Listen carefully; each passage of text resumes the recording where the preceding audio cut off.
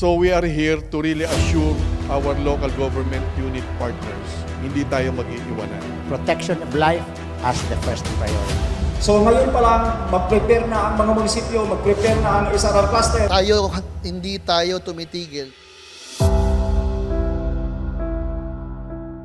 Hindi lang po sa Pilipinas kinikilala ang lalawigan ng Albay, kundi maging sa ibang bansa dahil sa matagumpay at subok na nitong model for disaster risk management.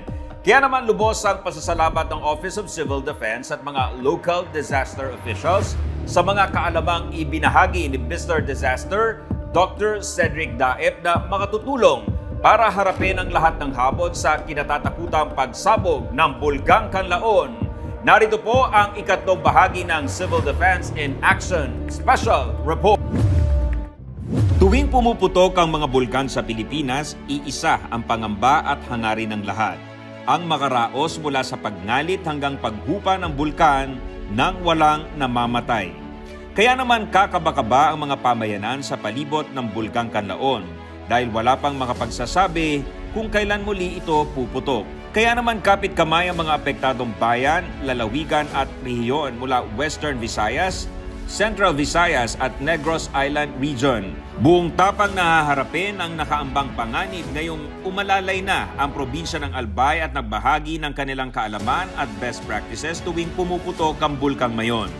Sa layong maipatupad sa Negros Island ang matagumpay at mabisang disaster management framework ng Albay, inimbitahan ng Office of Civil Defense ang administrator ng Albay at kilalang disaster expert na si Dr. Cedric Daep. Tulad sa Mayon, zero casualty din ang hangad ng mga taga-Kanlaon. Nagpapasalamat tayo kay Dr. Cedric Daep ng Albay na binigyan niya ng panahon na upang ibahagi yung kanilang mga ginawa, natutunan nung sila naman ang nakakaranas ng pagputok ng Bulkang Mayon.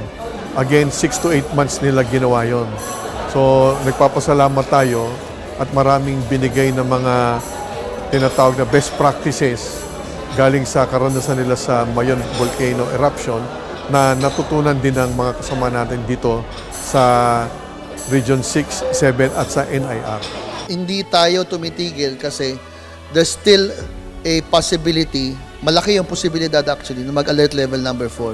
That's why we are preparing for alert level number 5. Napakalaking bagay, no? Kasi yung best practices ng ibang lugar, especially ito, galing sa Mayon, na kung saan, alam naman natin, maya't maya kung mag-erupt yan, how to prepare, how to deal with the communities, tapos and with other agencies.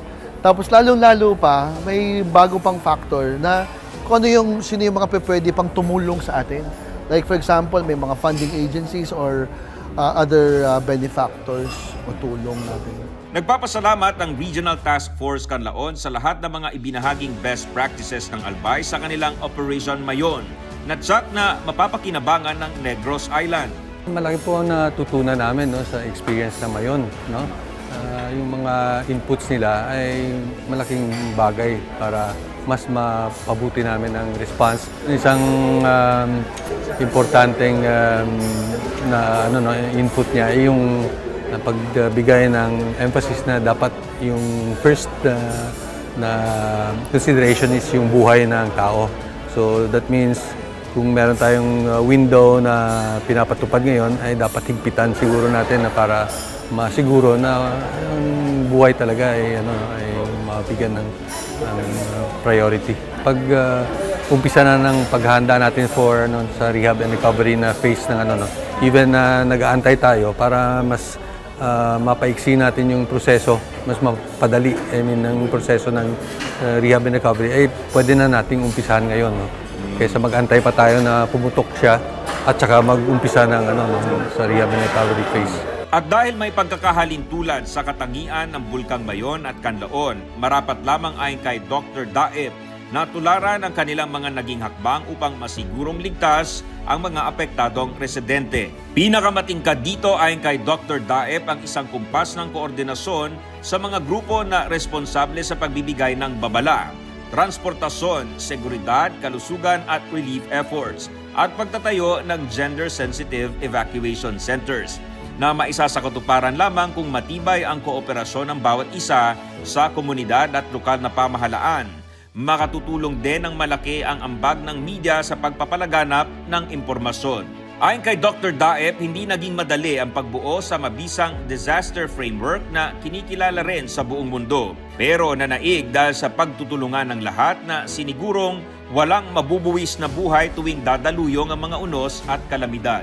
Ayon sa OCD, pinapaspasan na ngayon ng pamahalaan ang parehong madalian at pangmatagalang solusyon upang masiguro ang kaligtasan ng mga kababayang apektado ng pag-aalboroto ng Bulkang Kanlaon. Kailangan madaliin natin. Wala tayong makakapagsabi kung sapat pa na yung panahon o kulang na yung panahon eh. Kaya kailangan paspasan natin yung paghahabol kung paano natin magagawa yung tinatawag na long-term and short-term solutions. Sana may panahon pa. Kaya pinaghahabol natin yung mga kasamahan natin dito sa Regions 6, 7 at ang NIR. Maghabol pa tayo. Una-una, kailangan talagang madaliin natin yung posibilidad na from level 3 maging level 4. Kung paano ginawa yan ng mga kababayan natin sa Bicol, gawin din natin dito sa Canlaon. Kung paano natin maililikas na walang masasaktan at walang mamamatay yung mga higit na 90,000 natin mga kababayan na kailangan lumikas. Ngayon, hindi naman lahat yan pupunta sa evacuation centers. Maaaring kalahati niyan. Ayon sa mga opisyal ng Regional Task Force Canlaon, ang mga aral sa naging karanasan ng Albay ang kanilang magiging sandigan upang mapagtagumpayan ang hamon ng Bulkang Canlaon. Anong role dapat ng LGU, no? At ang maging role dapat ng national government agencies. And even yung kahalagahan ng meron tayong response cluster. Okay. Kasi kapag mayroon response cluster, mas mabilis yung pag-flow ng international aid kasi sila kagad, no, makaka-immerse sila kagad. Madali sila mag-interface kung meron na yung meron na tayong response cluster.